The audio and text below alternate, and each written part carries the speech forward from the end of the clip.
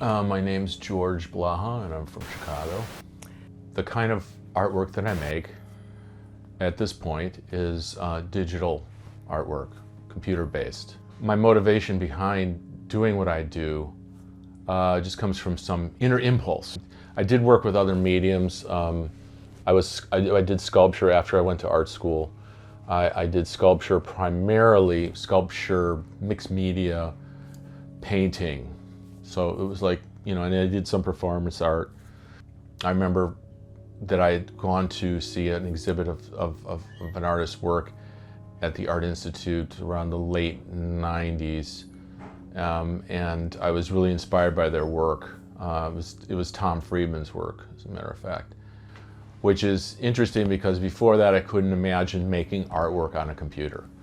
Because it was the kind of thing like, I was kind of biased in thinking, well, you have to make something, And so it was kind of surprising. It was like, oh no, look, this is interesting. There's a lot of stuff here. There's a lot of possibilities in this medium.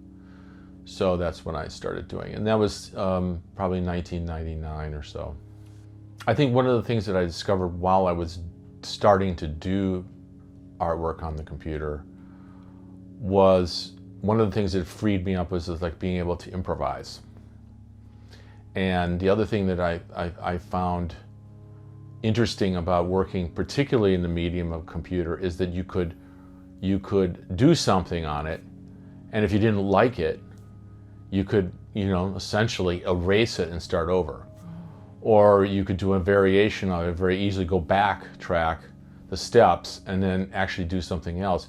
So it really freed me up to be able to change and redo really quickly, whereas like on other mediums, like material mediums, you can't really do that. I mean, you're committed once you put paint on the canvas. Yeah, you can kind of paint over it or gesso over it, but it's like it becomes a muddled mess.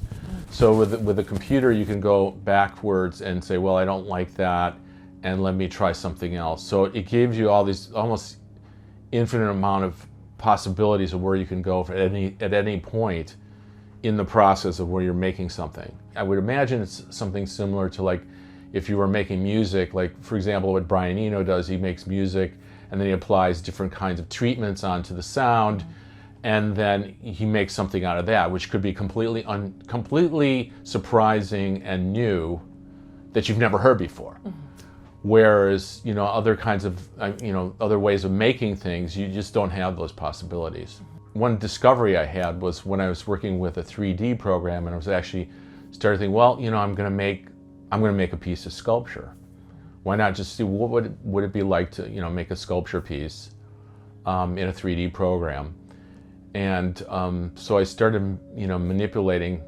I think initially it was like, yeah, I just started making like objects, and I was like noticing like, well, these objects can stand alone by themselves in a render as like a piece of artwork. Because I looked at it sort of, I had just at the same time too, had seen in Cleveland an exhibit of like still life paintings, from Dutch still life paintings.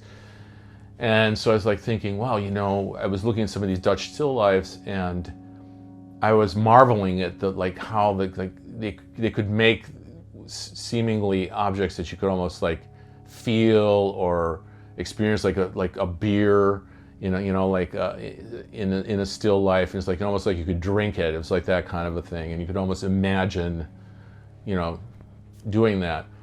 And so then I thought, well, I'm going to make a piece of sculpture, or I'm going to make an object that has that same kind of, try to make something like that, where someone would actually desire that object.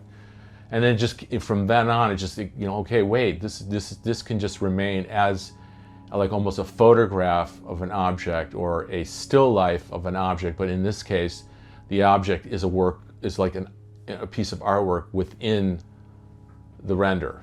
It plays with this idea that it looks like a photograph of a piece of artwork, but it's not a photograph of a piece of artwork, and it's not a piece of artwork in a real sense. No, it just is as it is, And I really kind of invite the viewer to imagine it as an object in their own mind, in their own mind's eye, so to speak. The meta idea behind this is that, everything is, there's nothing really real or solid about any of it.